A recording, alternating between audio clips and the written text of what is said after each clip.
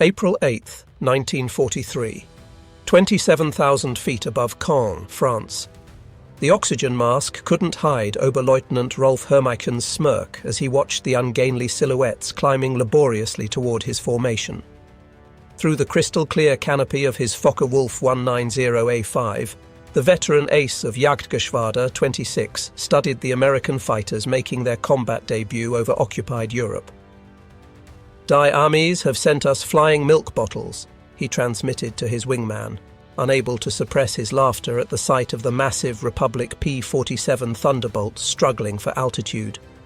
Below them, 16 P-47C, Thunderbolts of the 4th Fighter Group lumbered upward in tight formation, their 2,000 horsepower Pratt and Whitney R 2800 double Wasp engines straining against their 7-ton weight. To German pilots accustomed to the sleek Spitfires and nimble Soviet fighters, these corpulent American machines appeared almost comical. Barrel-shaped fuselages topped with greenhouse canopies, wings that seemed too small for their massive bodies, propellers that dwarfed anything in the Luftwaffe inventory. What Hermiken didn't know, what none of the German pilots circling like wolves above could have imagined, was that they were witnessing the arrival of the weapon that would systematically destroy the Luftwaffe's fighter arm. Within 18 months, these flying milk bottles would transform from objects of derision into instruments of terror, their 8 AN/M2 Browning machine guns becoming the most feared sound in German skies. The mathematics of destruction were already loaded in those broad wings. 3,400 rounds of ammunition, a combined rate of fire of 6,000 rounds per minute, enough concentrated firepower to saw a Messerschmitt in half in less than 2 seconds. The transformation began that April morning when Major Donald Blakesley, commanding the 335th Fighter Squadron, spotted the German formation positioning for attack. The former Eagle Squadron veteran, who had transferred from RAF Spitfires just weeks earlier, understood what his men didn't yet know, that survival in the P-47 required abandoning everything they thought they knew about air combat. The Thunderbolt represented a radical departure from conventional fighter design philosophy. While the Germans had pursued lightweight interceptors optimized for climb and turn performance, Republic aviation had created something unprecedented, a high-altitude juggernaut that used mass, power and firepower to redefine the rules of aerial warfare. Among the 56 American pilots spread across the French sky that morning were men who would become legends, future aces whose names would strike fear into Luftwaffe hearts. But on April 8, 1943, they were novices in an untested machine, facing the most experienced fighter force in the world. The Germans had been fighting continuously since 1939, with veterans of Poland, France, Britain and Russia. The Americans had been in combat for exactly 0 days. This story is about how industrial logic defeated tactical brilliance, how quantity and quality merged into overwhelming superiority, and how German pilots' laughter turned to terror as they discovered what synchronized Browning machine guns could do to an aircraft at 400 yards. The Republic P-47 Thunderbolt had emerged from a June 1940 panic. As German fighters swept across France, Alexander Kartveli, Republic Aviation's Georgian-born chief designer, received urgent specifications from the US Army Air Corps. They wanted a high-altitude interceptor capable of matching the Luftwaffe's best. What Kartveli designed instead was a monster that redefined the possible. "It will be a dinosaur," Kartveli admitted to his design team, "but it will be a dinosaur with good proportions." The XP-47B prototype that first flew on May 6, 1941, shocked everyone who saw it. At 9,900 pounds empty, it weighed 65% more than its predecessor, the P-43 Lancer. The massive turbo-supercharger system, with its complex ducting running through the rear fuselage, gave it an almost pregnant appearance. Test pilots approaching it for the first time invariably asked the same question: "This thing actually flies?" Not only did it fly, it flew like nothing else at altitude. The Pratt & Whitney R 2800 double Wasp engine, an 18-cylinder radial producing 2,000 horsepower, could maintain full power at 27,000 feet, where German fighters gasped for air. The turbo-supercharger, fed by exhaust gases, delivered sea-level performance in the stratosphere, where the air was too thin for conventional superchargers. Major Hubert "Hub" Zemke, commanding the 56th Fighter Group training at Bridgeport, Connecticut, initially despised the aircraft. His unit lost 18 pilots and 41 aircraft in training accidents between September 1942 and January 1943. The P-47 killed more Americans in training than Germans would in the first months of combat. It ground-looped on landing, torque-rolled on takeoff, and dove with such enthusiasm that pilots discovered compressibility, their controls freezing as shock waves formed on the wings. But those who mastered it discovered something extraordinary. Lieutenant Robert Johnson, a farm boy from Oklahoma who would become one of America's top aces with 27 victories, described his first flight. It was like strapping yourself to a locomotive. The power was unbelievable. You didn't fly it, you aimed it. The first combat encounters in April and May 1943 confirmed every German prejudice. The P-47s couldn't turn with the Focke-Wulf 190s, couldn't climb with the Messerschmitt 109s, couldn't match their nimble handling at medium altitudes. Luftwaffe pilots quickly developed tactics to exploit these weaknesses, attacking from below where the heavy Thunderbolts struggled, forcing turning fights where agility mattered more than firepower. Hauptmann Josef Pips Priller, commanding officer of Jagdgeschwader 26, reported to headquarters after his first encounter. The new American fighter is meat for the slaughter. It flies like a truck, turns like a freight train, and climbs like a pregnant cow. Our boys are calling them Indianer, fat targets pretending to be warriors. The statistics seem to confirm German confidence. In their first month of operations, the American fighter groups lost 14 Thunderbolts for only 3 confirmed German kills. The RAF, observing from their Spitfire squadrons, quietly suggested the Americans might reconsider their choice of mount. British pilots joked that the best evasive maneuver in a P-47 was to unstrap and run around the roomy cockpit. But something strange was happening in those early encounters that German intelligence failed to notice. The P-47s that were shot down had absorbed incredible punishment before falling. One aircraft returned from a May 4th mission with 21 cannon holes and over 100 machine gun strikes, damage that would have disintegrated a Messerschmitt or Spitfire. The massive radial engine, lacking vulnerable coolant systems, shrugged off hits that would have stopped a liquid-cooled fighter cold. More significantly, when P-47s did get their guns on target, the results were catastrophic. The Thunderbolt's weapons battery created a convergence zone of destruction that German pilots had never experienced. Unlike the rifle-caliber weapons of early warfighters or the cannon with limited ammunition, the American fighter could maintain sustained fire for over 30 seconds, an eternity in aerial combat. The event that would begin changing German perceptions occurred on June 26, 1943, over Forges-les-Eaux, France. It involved Second Lieutenant Robert S. Johnson of the 61st Fighter Squadron and an encounter that would become legendary on both sides of the conflict. Johnson's formation of 48 P-47s was returning from escort duty when they were bounced by 16 Focke-Wulf 190s from 2/Jagdgeschwader 26, led by Hauptmann Wilhelm Ferdinand Galland, younger brother of the famous Adolf Galland. The Germans executed a perfect attack, diving from the sun with overwhelming speed advantage.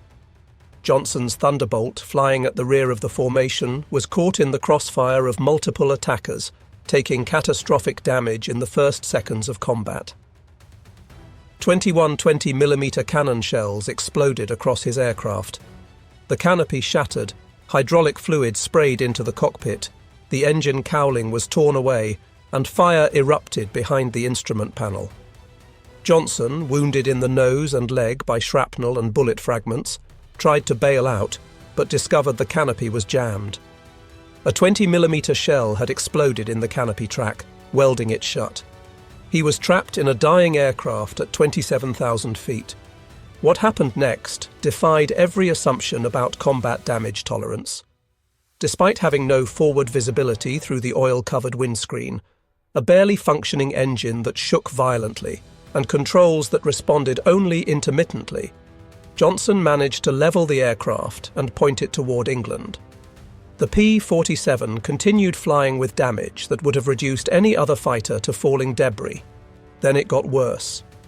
A lone Focke-Wulf 190, flown by an unknown pilot from 2/JG-26, discovered the crippled Thunderbolt limping toward the channel at less than 170 miles per hour.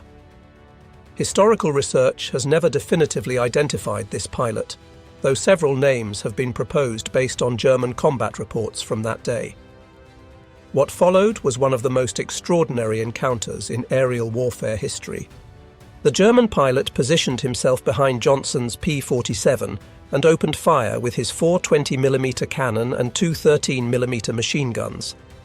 Johnson, unable to evade, could only huddle behind his armor plate and pray. The Thunderbolt absorbed the entire cannon ammunition load. Then the German repositioned and fired again, this time with only his machine guns, the cannon ammunition exhausted. The German pilot pulled alongside, staring in disbelief at the flying wreck.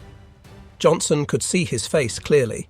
Young, blonde, his expression shifting from confidence to confusion, to something approaching fear.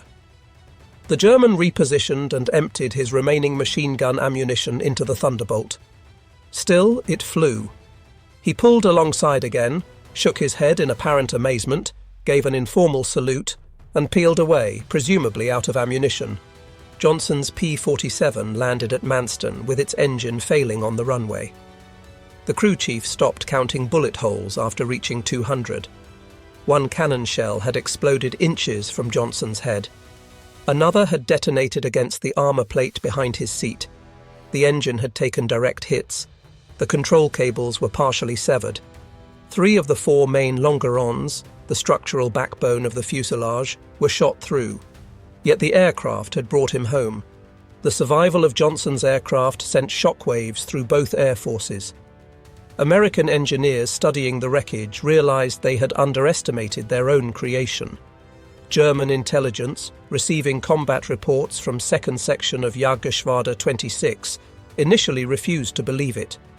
No aircraft could absorb that much punishment. But testimony from multiple pilots confirmed the impossible. The Thunderbolt had taken everything the Luftwaffe's best fighter could deliver and survived. By July 1943, American pilots were learning to exploit the P-47's true strengths. Lieutenant Colonel Hubert Zemke, the 56th Fighter Group commander, had discovered the secret through brutal trial and error. Don't turn with them. Don't climb with them at low altitude. Use your weight. Use your power. Use your guns. The Thunderbolt's massive weight, initially seen as a disadvantage, became a weapon. In a dive, nothing could catch it. From 30,000 feet, a P-47 could reach 550 miles per hour, faster than any German fighter could achieve even in a vertical dive. This speed could be converted to altitude in a zoom climb that left pursuing fighters helplessly behind. Captain Walker, Bud Mahurin, who would become one of the first American aces in Europe, developed what became known as the boom and zoom tactic, though pilots called it the Thunderbolt turkey shoot. Instead of engaging in traditional dogfights, P-47 formations would climb to 30,000 feet, higher than German fighters could effectively operate. When Luftwaffe fighters appeared below, the Thunderbolts would roll inverted and dive, reaching speeds that made deflection shooting impossible for defending Germans. At the bottom of these dives, the American heavy machine guns would speak. German pilots who survived described it as facing a wall of lead, the combined firepower creating an impenetrable zone of destruction. Aircraft caught in this convergence pattern didn't just fall, they disintegrated. The true revelation of American firepower came during the August 17, 1943, dual raid on Schweinfurt and Regensburg, the deepest penetration into Germany attempted to that date. This mission would demonstrate both the P-47's limitations, its range even with drop tanks, and its terrifying effectiveness when employed properly. Major David Schilling, leading the 62nd Fighter Squadron, encountered a formation of Messerschmitt 110 destroyer aircraft positioning to attack B-17s with their heavy cannon and rocket armament. The twin-engine German fighters, heavily armed but less maneuverable, were the Luftwaffe's specialized bomber killers. Schilling's flight of 4 Thunderbolts rolled into their attack dive from 28,000 feet.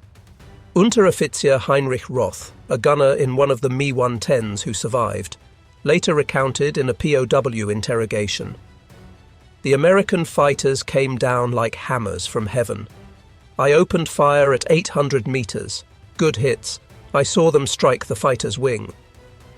The P-47 didn't even wobble. Then he fired. The aircraft ahead of us simply came apart. Not shot down. Destroyed.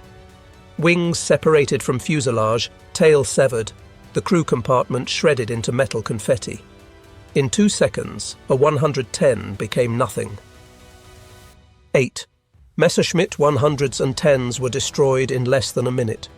The German pilots had never experienced such concentrated firepower. Each P-47 carried 425 rounds per gun, 3,400 rounds total, weighing nearly 900 pounds. At convergence distance, typically set at 300 yards, all 8 guns' ballistic paths intersected in a zone roughly 6 feet in diameter. Anything in that zone faced 100 half-inch projectiles per second, each travelling at 2,900 feet per second. The ammunition itself was a revelation of American industrial capacity. While German fighters struggled with limited cannon ammunition, typically 120 to 200 rounds for a 20mm weapon, American pilots could maintain fire for over half a minute. The standard combat load mixed armor-piercing incendiary tracer, and standard ball ammunition in patterns designed to both destroy and ignite. Lieutenant Colonel Francis "Gabby" Gabreski, who would become the top American ace in Europe with 28 victories, described the effect. "When you hit them with all 8, they don't just go down, they explode. I saw a 109 literally cut in half, the tail falling one way, the nose and wings another. The pilot never knew what hit him." By September 1943, the Luftwaffe was discovering another horrifying reality about the P-47. Its performance improved dramatically with altitude while German fighters suffered. The turbo-supercharged double Wasp engine maintained its rated power output up to 30,000 feet. German fighters, relying on single-stage or two-stage mechanical superchargers, saw their performance degrade significantly above 25,000 feet. Oberleutnant Hans Philipp, one of Germany's most successful aces with 206 victories, encountered this reality fatally on October 8, 1943. Leading Jagdgeschwader 1 against a B-17 formation at 28,000 feet over Bremen, Philipp found his Focke-Wulf 190A6 sluggish and unresponsive in the thin air. The BMW 801 engine, powerful at medium altitudes, was gasping for oxygen nearly 6 miles above the Earth. When P-47s of the 56th Fighter Group dove on his formation from 32,000 feet, the German fighters were sitting ducks. Robert Johnson, now an experienced combat pilot on his way to ace status, was flying at 31,000 feet when he spotted Philipp's distinctive Focke-Wulf with its elaborate nose art. Johnson's combat report was clinical. Opened fire at 300 yards, 30-degree deflection. Observed strikes along entire fuselage. Enemy aircraft exploded. No parachute observed. Philipp's death sent shockwaves through the Luftwaffe. If one of their best, a man who had survived over 500 combat missions on both eastern and western fronts, couldn't survive against the Thunderbolts, what chance did average pilots have? The German High Command ordered an immediate investigation into the P-47's capabilities. The report, delivered to Reichsmarschall Hermann Göring in November 1943, was sobering. The Thunderbolt's service ceiling exceeded 42,000 feet, higher than any German fighter could reach. Its dive speed approached the sound barrier. Its armour included a 3/8-inch steel plate behind the pilot, 1/2-inch bulletproof glass windscreen, and armoured deflection plates around the engine. Most disturbingly, its rugged construction allowed it to absorb damage that would destroy 3 conventional fighters and still return home. In January 1944, a new variant of the P-47 began arriving in England that would complete the transformation from laughingstock to nightmare. The P-47 D-22 featured a Hamilton standard hydromatic propeller with paddle blades, 13 feet in diameter with broad chord blades that bit into the air like massive oars. The improvement in climb rate was immediate and dramatic. Where earlier Thunderbolts had climbed at an anemic 2,200 feet per minute at sea level, the paddle blade variants could achieve 3,000 feet per minute, matching or exceeding German fighters at most altitudes. The massive propeller also improved acceleration, allowing P-47s to build energy faster in level flight. Hauptmann Heinz Knoke of Jagdgeschwader 11, a veteran with over 200 combat missions, encountered the new variants in February 1944 during a bomber interception near Hanover. He wrote in his combat diary, "The fat American fighters have learned to climb." We bounced a formation near Hanover, expecting our usual advantage. They turned into us and climbed with us. When we tried to disengage, they followed us up to 30,000 feet. Schmitt was caught and blown apart. Nothing left but smoke and fragments. These are not the same machines we laughed at last year. The paddle blade propeller did more than improve performance. It changed the sound of the Thunderbolt. The distinctive thundering roar created by the blade tips reaching supersonic speeds could be heard from miles away. German ground troops reported being able to identify approaching P-47s by sound alone, a deep, threatening rumble that meant death from above. They began calling it Donnerschlag, thunderclap. By March 1944, P-47s equipped with external fuel tanks could escort bombers deep into Germany. The standard configuration carried 2 108-gallon wing tanks, or a 75-gallon belly tank, extending range to over 1,000 miles. With the paddle blade propeller providing improved performance even when loaded, Thunderbolts could fight on equal terms immediately after dropping tanks. The Luftwaffe's response was to concentrate on the bombers, hoping to inflict enough losses to stop the American daylight campaign. But this required flying through the P-47 escort screen, an increasingly suicidal proposition. German pilots developed a grudging respect that bordered on fear for the big American fighters. Major Günther Rahl, one of Germany's top aces with 275 victories, mostly on the Eastern Front, survived an encounter with P-47s on March 6, 1944, that left him badly wounded. He later recalled in a post-war interview, "We saw them above us, fat silhouettes against the sun. Someone laughed and said, 'Here come the flying pigs.' Nobody was laughing 30 seconds later. They came down like an avalanche, faster than we could react. The first pass destroyed 3 of our fighters, just gone, transformed into burning debris. Their guns didn't fire in bursts like ours. They poured out solid streams of fire. Getting caught in that stream meant instant death." The escort missions revealed another P-47 advantage: endurance. While German fighters operated at maximum power settings that consumed fuel rapidly, the big American radials could cruise efficiently at high altitude. Thunderbolts could remain with the bombers for hours, rotating top cover while maintaining enough fuel for combat and return. As more P-51 Mustangs arrived to take over long-range escort duties in spring 1944, P-47 units increasingly focused on ground attack, a role that would make them the most feared aircraft in the German arsenal. The transition began in earnest in April 1944, as the Allies prepared for the invasion of France. The Thunderbolt's heavy machine gun battery proved equally effective against ground targets. The standard armor-piercing incendiary ammunition could penetrate the top armor of most German vehicles, while the sheer volume of fire could destroy soft targets in seconds. A 2-second burst put 160 half-inch projectiles into a target area the size of a truck. But it was the addition of bombs and rockets that transformed the P-47 into a true multi-role monster. The D-25 variant could carry two 1,000-pound bombs under the wings and a 500-pounder under the fuselage, a bomb load equal to early war medium bombers. Later variants added zero-length rocket stubs for 10 5-inch high-velocity aircraft rockets, HVARs, each equivalent to a 105mm artillery shell. Oberst Hans von Luck, commanding the 125th Panzer Grenadier Regiment during the Normandy campaign, experienced P-47 ground attacks firsthand. They came in low, so low you could see the pilots' faces. The sound was terrifying. Engines roaring, rockets screaming, then the hammer of those heavy machine guns. A column of our trucks simply ceased to exist. 20 vehicles transformed into burning wreckage in one pass. The psychological effect on the men was devastating. They called them Jabos, fighter bombers, but these were something beyond that.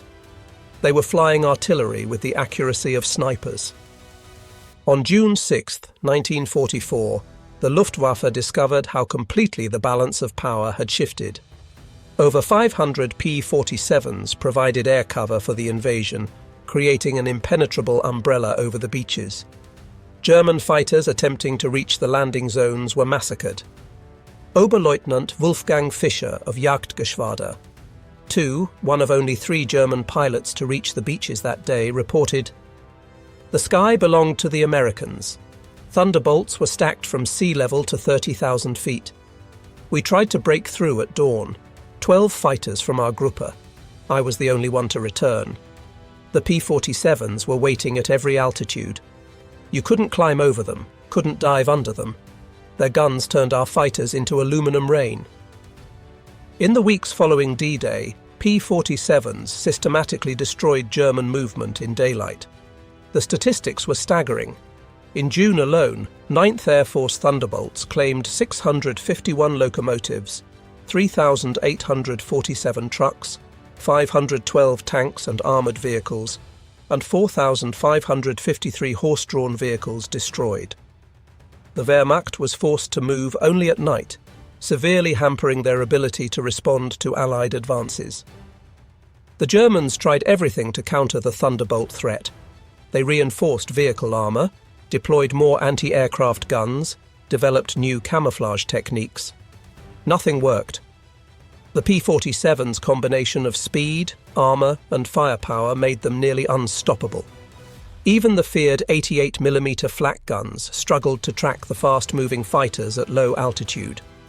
While devastating Europe, the P-47 was simultaneously proving its worth in the Pacific theatre. The 348th Fighter Group, operating from New Guinea, discovered that the Thunderbolt's qualities were perfectly suited to the vast distances and harsh conditions of the Pacific War. Colonel Neil Kirby, commanding the 348th, developed tactics specifically for the Pacific. On October 11, 1943, Kirby led 4 P-47s against 40 Japanese aircraft over Wewak, shooting down 6 enemy planes himself in a single mission, earning him the Medal of Honor. The Japanese, accustomed to fighting nimble but fragile American fighters, were unprepared for the P-47's combination of firepower and durability. Japanese ace Saburo Sakai, who encountered P-47s over New Guinea, later wrote, "We called them monsters. Our 20mm cannon, which could destroy a P-40 with a few hits, seemed to have no effect. I put dozens of rounds into one Thunderbolt and watched it fly away. Their return fire was terrifying, streams of heavy bullets that tore aircraft apart." The P-47N, developed specifically for the Pacific, featured increased fuel capacity with wet wings holding 93 gallons each, extending range to 2,350 miles. This variant would escort B-29s to Japan, proving that the short-legged fighter of 1943 had evolved into a true long-range weapon. Perhaps the ultimate vindication of the P-47's evolution came in its encounters with German jet fighters. The Messerschmitt Me 262, with its 540 miles per hour top speed, should have been untouchable by propeller-driven fighters. But Thunderbolt pilots discovered they could catch jets in two situations: during takeoff and landing when jets were most vulnerable, and in high-speed dives from altitude. On November 27, 1944, Lieutenant Colonel John C. Meyer of the 352nd Fighter Group became one of the first pilots to shoot down an Me-262 with a P-47. Diving from 28,000 feet, Meyer's Thunderbolt reached speeds approaching 500 miles per hour, fast enough to catch the jet in level flight. The jet pilot, confident in his speed advantage, never saw the diving P-47 until Meyer's guns opened up at 400 yards. Meyer's combat report noted, "The enemy aircraft disintegrated under fire. Large pieces, including both engines, separated from the fuselage. The pilot did not escape. The concentrated fire of 8.50 caliber guns proved more effective than we anticipated against jet aircraft." By early 1945, specialized P-47M variants were deployed specifically to counter German jets and V-1 flying bombs. With water methanol injection boosting power to 2,800 horsepower and refined aerodynamics, these ultimate Thunderbolts could reach 470 miles per hour in level flight at 30,000 feet, fast enough to intercept even jets under certain conditions. Major George Bostwick, commanding the 63rd Fighter Squadron equipped with P-47s, shot down two Me-262s in March 1945. His tactical report emphasized firepower over speed. "The jets are faster, but they can't turn and they can't take punishment. One good burst from our battery, and they come apart like they're made of paper. They have to slow down to attack bombers. That's when we get them." The ultimate demonstration of American industrial might came during Operation Bodenplatte, the Luftwaffe's desperate attempt to destroy Allied air power on January 1, 1945. Nearly 900 German fighters, including their best remaining pilots, launched surprise attacks on Allied airfields across Belgium and the Netherlands. At Y-34 airfield near Metz, home to the 365th Fighter Group's P-47s, the attack initially succeeded. German fighters destroyed 22 Thunderbolts on the ground, along with several other aircraft. A captured German pilot, brought to the command post, pointed at the burning aircraft and taunted, "What do you think of that?" Major George Brooking's response became legendary throughout the 9th Air Force. He pointed to the flight line where ground crews were already pushing damaged aircraft aside and preparing hardstands for replacements. "By tomorrow we'll have 40 new ones. How long will it take you to replace your pilots?" The German pilot's smirk disappeared. Within 48 hours, factory-fresh P-47D-40S filled the flight line, flown in from depots in England. The Luftwaffe lost 271 aircraft and 213 pilots in Bodenplatte, including many irreplaceable instructors and squadron leaders. These losses they could never replace. The Americans lost 134 aircraft total across all attacked airfields, all replaced within a week. The numbers told the story of inevitable defeat. Republic Aviation produced 15,683 P-47s during the war, more than any other American fighter. At peak production, the Farmingdale factory on Long Island completed one Thunderbolt every hour around the clock. The Evansville plant in Indiana, built from empty farmland in 1942, was producing 500 aircraft per month by 1944. Each P-47D required 65,000 individual parts, 8 miles of electrical wiring, 2,000 pounds of aluminum, and 300 pounds of rubber. The engine alone contained 2,400 individual components machined to tolerances of thousandths of an inch.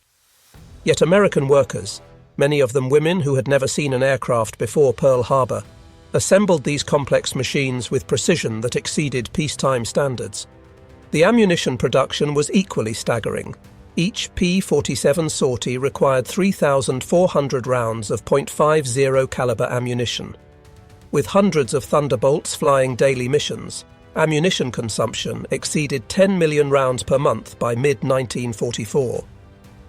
The Lake City Arsenal in Missouri, one of several ammunition plants, produced 30 million rounds monthly. Each cartridge was manufactured to tolerances measured in 10,000ths of an inch, ensuring reliable feeding through the synchronized gun mechanisms. The fuel consumption was enormous. Each Thunderbolt burned 100 gallons per hour in normal flight, up to 300 gallons per hour in combat with water injection engaged. The 9th Air Force alone consumed over 25 million gallons of aviation fuel monthly by late 1944, all of it shipped across the Atlantic in tankers that were themselves products of American mass production. Even more impressive than aircraft production was pilot training. By 1944, the United States was graduating 30,000 pilots annually from advanced training, more than Germany had trained in the entire war. Each P-47 pilot received a minimum of 400 hours of flight training before entering combat, including 100 hours in advanced fighters. German pilots, by contrast, were entering combat with less than 100 hours total time by war's end. The quality showed in combat. American pilots arrived in Europe trained in formation flying, instrument navigation, gunnery and tactics. They had practiced against captured German aircraft, understanding their enemy's capabilities and limitations. They knew their aircraft systems intimately, having studied technical manuals that German pilots never received. Lieutenant Eugene Roberts, arriving in England in September 1944, exemplified the American training advantage. I had 420 hours in my logbook, including 75 hours in the P-47. I'd fired at towed targets, practiced deflection shooting, studied gun camera film from actual combat. My first mission, I knew exactly what to do. The German pilot I faced couldn't have had half my experience. It wasn't even a fair fight. In March 1945, Oberstleutnant Josef Priller, the same pilot who had mocked the P-47s as pregnant cows 2 years earlier, was interviewed by German propaganda officials seeking to boost morale. His statement, deemed too demoralizing for publication, revealed the complete transformation in German attitudes. The Thunderbolt is the best fighter bomber ever built. Its firepower is unprecedented. Weapons that never jam, never overheat, never run out of ammunition in normal combat. It carries bombs like a medium bomber, fires rockets like artillery, and fights like a fighter when needed. But beyond the machine is what it represents: unlimited American production. They lose 10, they build 20. We lose 1, it's gone forever. Their pilots arrive better trained than our instructors. They have fuel for training, ammunition for practice, spare parts for everything. We have nothing but courage, and courage without resources is just delayed defeat. We laughed at them in 1943. We're not laughing now. When you hear those guns, you know death has come calling. The sound haunts us. Mechanical, precise, unstoppable. Like everything American, it's about overwhelming material superiority. They didn't beat us through better tactics or braver pilots. They buried us under an avalanche of steel and lead. By April 1945, the Luftwaffe existed largely on paper. Fuel shortages grounded most aircraft. Experienced pilots were dead or captured. Airfields were cratered ruins.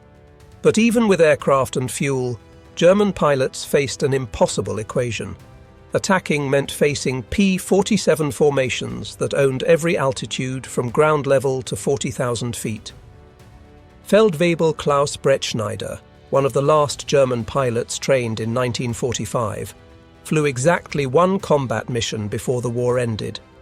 His encounter with P-47s over Leipzig lasted 12 seconds. I saw them diving from above, 4 Thunderbolts in perfect formation. I tried to turn, but they were too fast. The leader fired from 500 meters. My aircraft shook like it was hit by sledgehammers. The engine exploded, the wing separated. I barely escaped. In the parachute, I watched them destroy my entire staffel. 6 fighters gone in under a minute. The sky rained burning aluminum and bodies. The psychological impact was complete. German pilots developed what medical officers called Jabo fever, physical symptoms of stress appearing when Thunderbolts were reported in the area.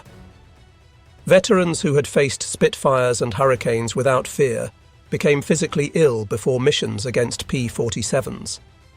The distinctive thunder of approaching Thunderbolts caused panic among ground troops, who knew that survival meant finding cover immediately.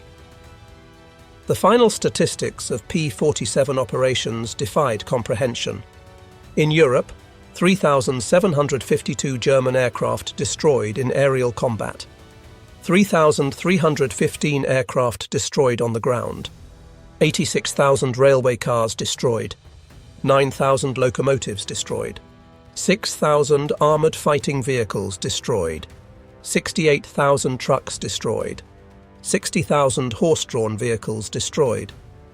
In the Pacific, 697 Japanese aircraft destroyed in aerial combat, 150 aircraft destroyed on the ground, 1,500 vehicles destroyed, 150 locomotives destroyed, countless barges, ships, and installations.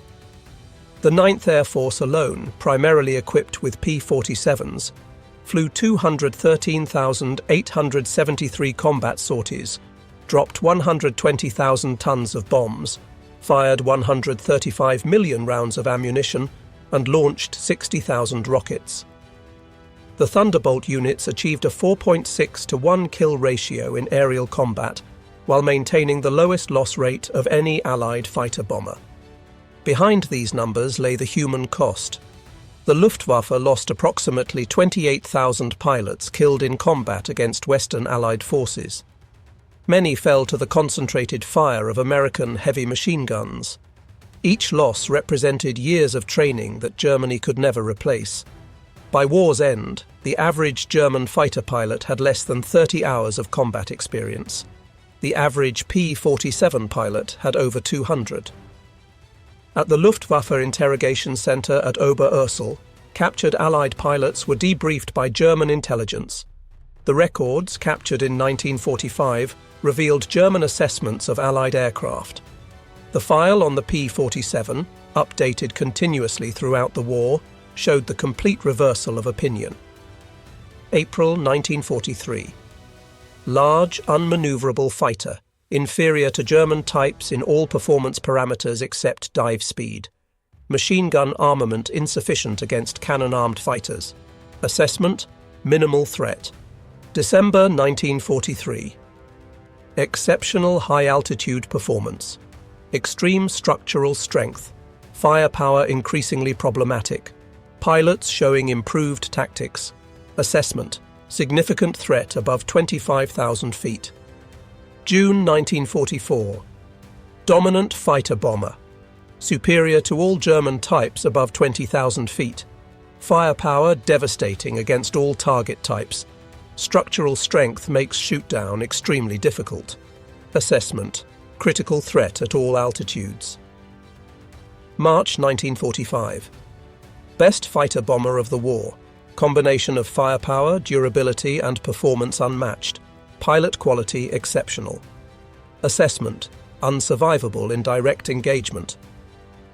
In 1985, at a reunion of German and American fighter pilots in Phoenix, Arizona, former adversaries met in peace.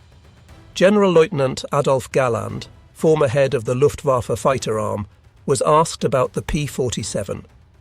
His response, recorded on video, captured the complete transformation. "We made a terrible mistake in 1943. We saw this big, heavy fighter and laughed. The Americans don't understand air combat, we said. They built a bomber and called it a fighter. We were the ones who didn't understand. The Americans didn't try to build a European fighter. They built an American one, designed around production, firepower, and survivability. They understood that in a war of attrition, the plane that could take punishment and deliver devastating firepower would win. They were right." The first time I flew a captured P-47 after the war, I understood everything. The power was incredible. It climbed like it was falling upward. The cockpit was comfortable, the visibility excellent, the controls precise. It was a pilot's aircraft wrapped in armor. But what really impressed me was realizing that America built over 15,000 of these complex machines while fighting a two-ocean war. Each one required an engine more complex than anything Germany produced, yet they built them faster than we could build simple fighters. That's when I knew we never had a chance. Those guns, we called them Roosevelt's piano because of the sound they made. Once you heard that sound, you never forgot it. Many of my friends heard it for the last time. The P-47 didn't just defeat the Luftwaffe, it destroyed it. The P-47's design represented American industrial philosophy perfectly, brute force engineering backed by unlimited resources. Every component was overbuilt, overpowered, and over-engineered. The wing spars could support 40,000 pounds, 3 times the aircraft's loaded weight. The engine mount could withstand 12 G-forces. The control cables were doubled throughout with automatic backup systems. The ammunition feed system alone was a marvel of engineering. 8 separate ammunition boxes, each holding 425 rounds, fed through electric boost motors to prevent jamming during high G maneuvers. The guns were electrically heated to prevent freezing at altitude. Each gun had its own charging mechanism and could be individually synchronized. The convergence was adjustable from 150 to 400 yards, allowing pilots to optimize for their preferred engagement range. Even after the war, some German veterans maintained that the P-47 won through quantity, not quality, that German fighters were technically superior but overwhelmed by numbers. The combat records tell a different story. In engagements where numbers were equal, P-47s consistently prevailed. The heavy machine gun armament, dismissed as inferior to cannon, proved more effective in actual combat. Analysis of gun camera footage revealed why. Cannon shells, while individually more destructive, required precise aim and had limited ammunition, typically 120 to 200 rounds total. The P-47's weapons created a probability cloud of bullets that guaranteed hits even with imperfect aim. At typical engagement ranges, a 2-second burst put at least 20 rounds into a fighter-sized target, enough to ensure destruction. The ammunition itself was superior. American .50 caliber armor-piercing incendiary rounds used a delayed action fuse that ensured penetration before detonation. The incendiary compound burned at 3,000 degrees Fahrenheit, hot enough to ignite aluminum structure. German 20mm shells, while heavier, often exploded on surface contact, causing spectacular but sometimes superficial damage. The P-47 Thunderbolt remains the heaviest single-engine piston fighter ever mass-produced. Its empty weight of 10,000 pounds exceeded the gross weight of some twin-engine fighters. Its engine produced more power than entire bomber formations from the previous war. Its weapons delivered more firepower than a squad of infantry. Yet it was built by the thousands, flown by kids barely out of high school, and maintained under combat conditions by mechanics who learned their trade in weeks. The transformation of German opinion from mockery to terror took less than 2 years. In that time, the flying milk bottle became the most feared aircraft in the Luftwaffe's experience.